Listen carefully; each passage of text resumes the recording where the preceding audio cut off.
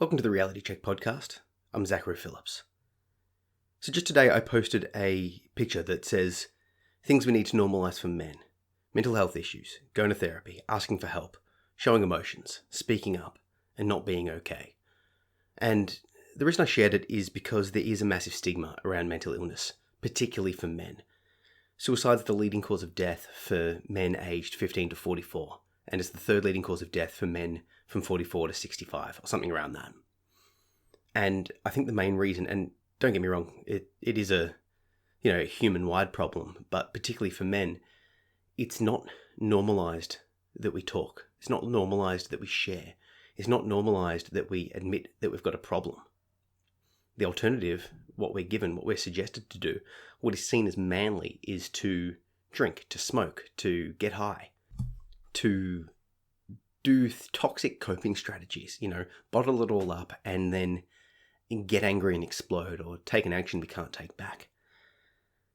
So I feel like, and I was talking to a new therapist yesterday about this, the idea that the more you talk, the more you share, the more it becomes okay for people to talk and share. And I know that particularly recently I've had a bunch of people come up to me, friends and family members of friends that I've never even met before, basically saying like, hey, we follow you. You're doing a great job talking. I'm never going to comment online because I don't feel comfortable doing so, but I just wanted to let you know, Zach, that you're doing a good job and all of that sort of stuff. And, it always takes me by surprise, and I'm sort of happy that people are listening, but I'm also a bit upset that they don't feel comfortable sharing and talking about it openly and honestly. And I know that some people are inspired to do so, and some of the circumstances and the conditions preclude other people. But I just want to reiterate again that if you are open and honest about things, people do care. And there is a stigma, but a lot of that is in our own heads, in the sense that when I do open up, when I do talk, when I do share, there's far less pushback than I imagine that I'm worried about, than sort of my mind makes up that there will be. So I encourage you, speak up, reach out, and connect. And also, if you can, just post a little thing saying, hey, if anyone's got a problem they want to talk about, I'm out there, I'm available, as in you. The idea being that they might not respond to you now, but in a month's time, in a year's time, when something is going wrong in their life, they might reach out and say, hey, I'm struggling right now. I need some help. Or maybe it's not even that direct. Maybe they'll just connect with you, and then you'll get this sense that something's up. So I just encourage you, take some time and share and talk and communicate and all of that good stuff, because it really will help, and hopefully to reduce the instances of male suicide in general. There's that saying that I fully agree to, is that I would rather have an awkward conversation with you now than read an obituary. I'd rather have a depressing conversation now than read a depressing obituary, that sort of stuff. So please do reach out, and if you want to connect with me, DM me. You can find me on social at Zach P. Phillips, or on my website at zachary-phillips.com, and just reach out.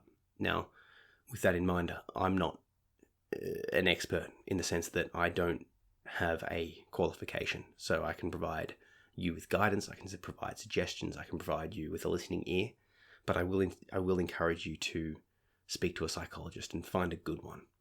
And that's sort of, there's a couple of things that I sort of want to go into with the rest of this podcast, but find yourself a good therapist, one that you trust, and find one before you need it, in the sense that if you've got a therapist that you trust and something goes wrong, they're there for you. Whereas if something goes wrong and you now need to find a therapist, the mental health, the motivation, the drive to be able to do it, and also to develop that trust when shit's hitting the fan, is quite challenging. The reason I bring this up is yesterday, as a recording, I saw a new psychologist. Now, I don't know if this one will be the one that lasts, but I've had some issues with psychologists in the past. I've had some issues with their professionalism and their competency and that sort of stuff.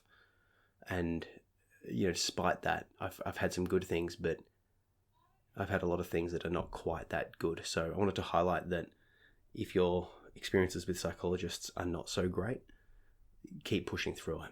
So what I'm going to do now is share a couple of things that, a couple of negative experiences that I've had with psychologists, just to give you an idea of maybe what to avoid, or what are some warning signs that what I've lived through. So one of my first psychologists, he was with me for like a year, and then all of a sudden just left. Just like, okay, that's our last session, not able to see you again.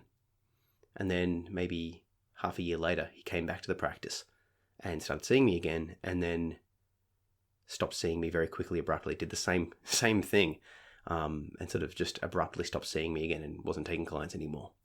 No explanation given that was seemingly legit. I thought that was a bit sort of terrible.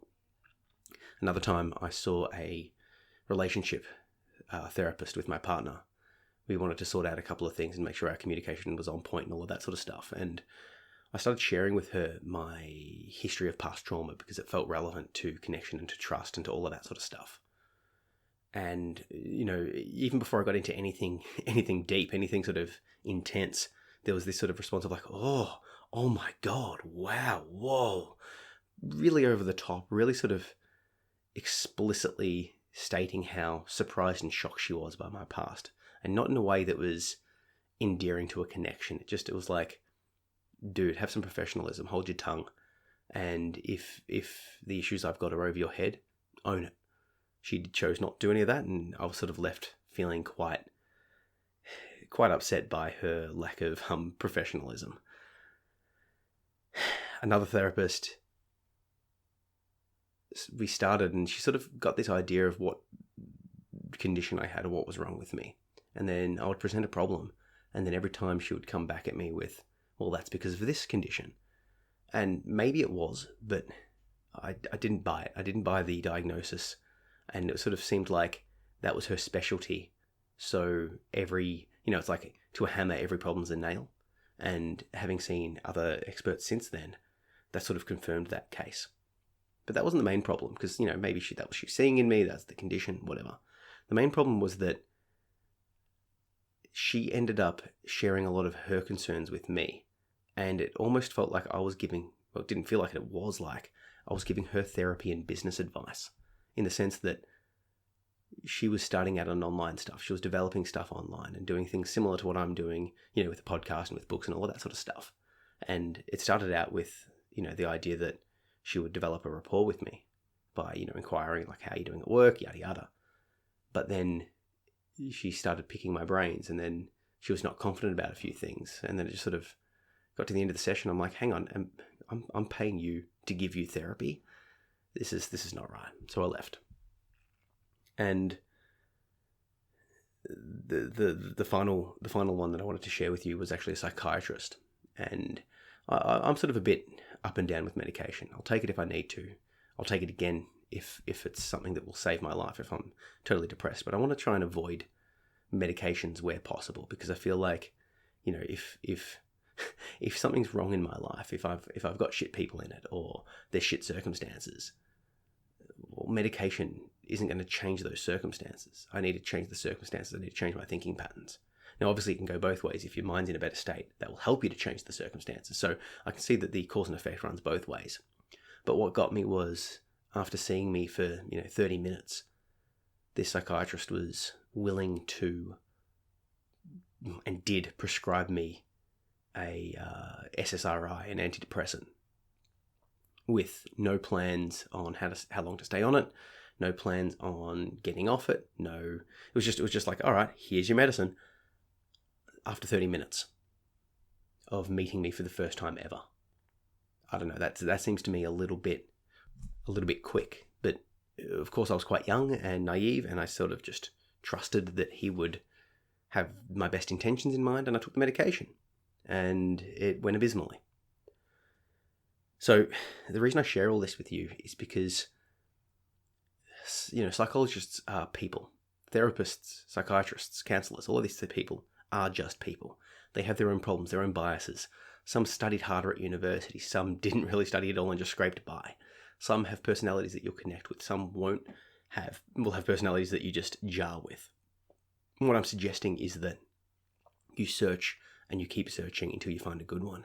And some will help you for a while, but then you might find that your needs have changed. So you might need a new therapist, right? What I would encourage you, despite the bad experiences I've had, is to keep persisting, because it's not as simple as an X-ray sees a broken bone or like a blood scan registers a virus.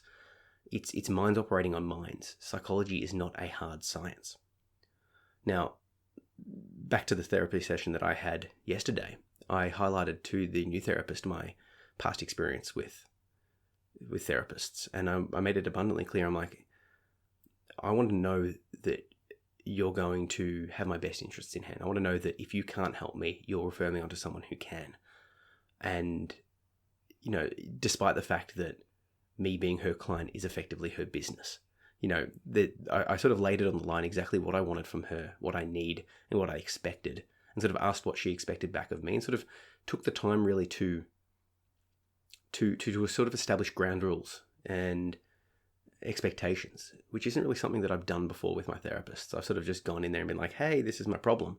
But I didn't want to do that this time, because if I go in there and say, hey, this is my problem, then I'm worried that they would typecast me into that role. If I present with depression on my first session, is every problem depression? If I present with issues of dissociation and all of that sort of stuff, maybe it's complex PTSD. If I present with social anxiety or other sort of stories like that, maybe it's high-level anxiety, or maybe it's ASD, or maybe it's BPD. I don't know. But the point is that I wanted to highlight my concerns about a diagnosis and about how I present and all of these other issues.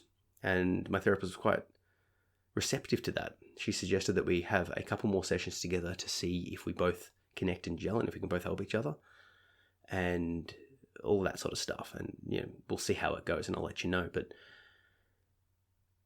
what I'm really trying to drill down on is it's vital that you keep pushing through and keep trying.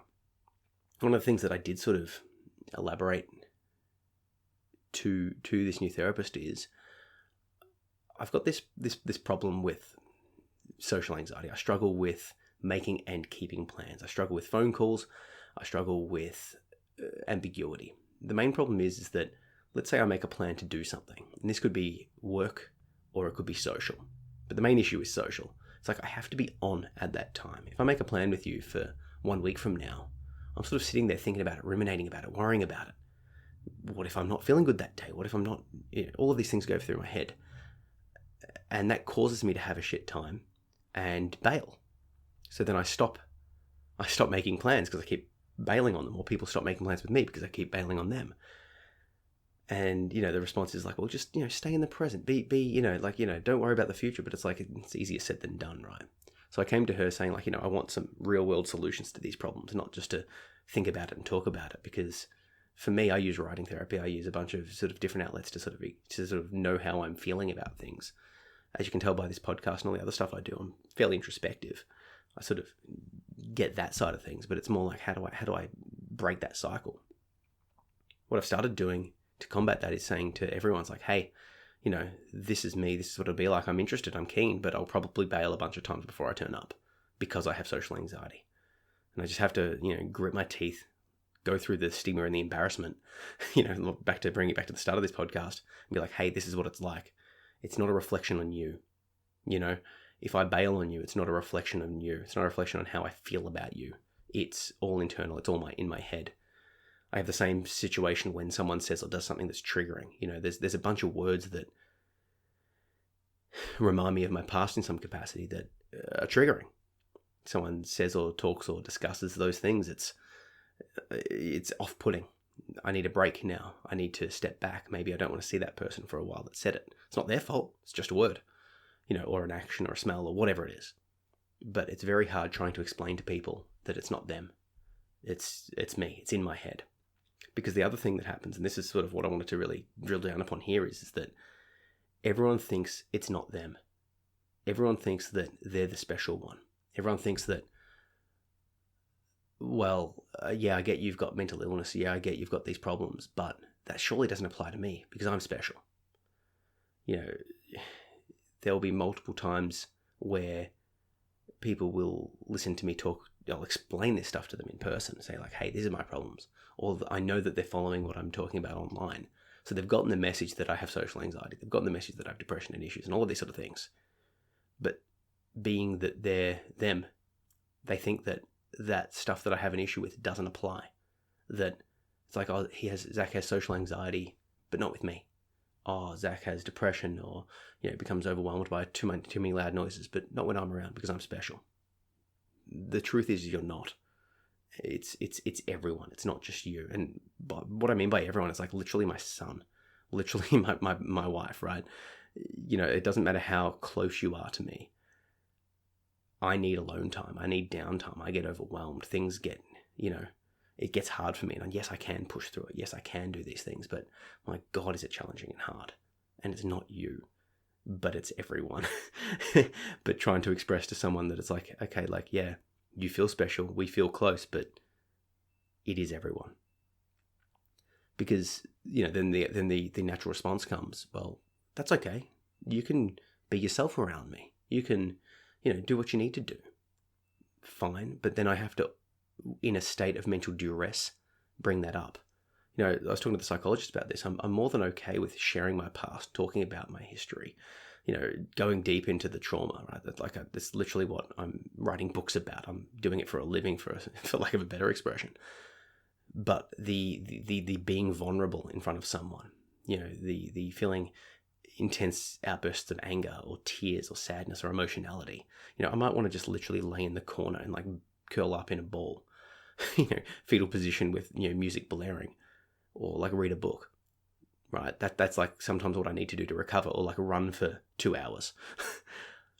So everyone's like, oh, you can, if you need to take some time, you're okay to be yourself around me if you need, all of that sort of stuff. Sure, but you're asking me to be in my most vulnerable state for you. You're asking me to trust that you will actually be okay with that. Because I've had a lot of people, friends and family, say that they're okay with me bailing, or say that they're okay with me having, like taking time out, or all of this sort of stuff, or talking about triggers. But when it comes down to it, in that moment, when I'm like, hey, I need to leave, or hey, I'm feeling triggered by that, they don't handle it well. They handle it like a regular, normal person would. But unfortunately, how they're handling it, it doesn't provide the safest of spaces. And when that happens a bunch of times, I then struggle to trust the next time it comes about. And obviously, I should take every situation as it comes, but there's only so much vulnerability and sort of downtime that I can afford to spend, right? If I do get burnt, so to speak, that costs me somewhere else. Maybe I have to take time off work. Maybe I can't train as much. Maybe I can't write as much. Maybe I can't spend as much time with my family. Maybe it'll cause me to want to drink or get high or something like that, right? So it's sort of like I'm in this constant balance of wanting to be social, wanting to connect, wanting to go out, but also fearing it completely because I don't know where I'll be. And my psychologist's response to that was like, okay, like we'll be able to work through specific ways to deal with that sort of stuff. Because I do want to be social, I do want to connect, but social anxiety is a bitch. It's so hard. It's so hard to deal with because it's like this interlocking web of issues. So what I want to finish this off with is, if you can, share how you're feeling, open and honestly with people. Get yourself a good psychologist, get yourself a good therapist. And if someone does start sharing with you their mental state, realize that it applies to you as well. If they say, hey, when people do this, it means, hey, when you do this, right? It means when it applies to you as well. Not in an offensive way, not in a attacky way, not in a you're special way. It's literally just, that's this person with a mental health concern expressing to you that they're impacted by people's words and actions, probably including yours. But in terms of breaking down the stigma, if you appreciate this podcast, maybe shoot them a message and say, hey, I listened to this and thought of you, or hey, does this apply to you? Are you trying to hint at me something here? I have to listen to this and check it out. And that way it might breach the gap without being so awkward as to be like, hey, I'm concerned about you. But obviously if you do have the relationship, or if you are brave enough, have that concern. If someone's sharing with you a bunch of depressive and suicidal and self-harming memes, right? Laugh along with them because they can be funny, but also just shoot a little like, hey, are you okay, man? Like, these are pretty dark. That's enough. Just get the conversation started, get it going. Final thing I want to suggest is that if you do like this podcast, chuck it a review. Rate and review it really does help. Anyway, cheers.